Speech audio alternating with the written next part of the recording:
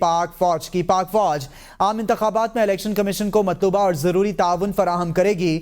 Army chief general Syed Asim منی کی زیر صدارت کور کمانڈرز کانفرنس۔ دہشت گردوں اور ان کے سہولت کاروں سے مکمل طاقت کے ساتھ نمٹنے کا اعلان۔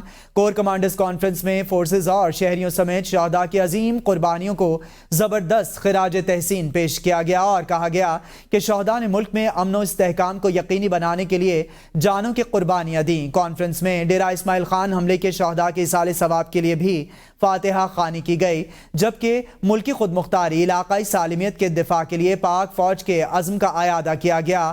فورم کو فارمیشنوں کی آپریشنل تیاریوں پر بریفنگ دی گئی۔ آرمی چیف نے عالمی اور جسمانی شعبوں میں آپریشنل فضیلت کو مسلسل برقرار رکھنے کی حوصلہ افزائی کی اور تربیت کے اعلیٰ معیارات کے حوالے سے اور حصول کی ضرورت پر بھی زور دیا۔ کانفرنس میں مقبوضہ کشمیر میں بھارتی فوج کے مظالم پر شدید تشویش کا اظہار اور بھارتی فوج کی اغوا، تشدد، قتل کی حالیہ کارروائیوں کی مذمت کی گئی۔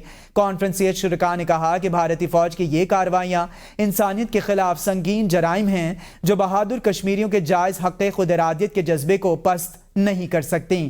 مسئلہ کشمیر کے حل کے لیے ہر طرح کی سیاسی، اخلاقی اور سفارتی حمایت جاری رکھیں گے۔ فورم کو خطے کی صورتحال، شرکاء نے کالعدم TTP اور دیگر دہشت گرد گروپوں کی پڑوسی ملک میں محفوظ پناہ گاہوں، وہاں سے آزادی کے ساتھ کارروائیوں اور جدید ترین ہتھیاروں کی دستیابی کو پاکستان کی سیکیورٹی کے لیے خطرہ قرار دیتے ہوئے تشویش کا اظہار کیا۔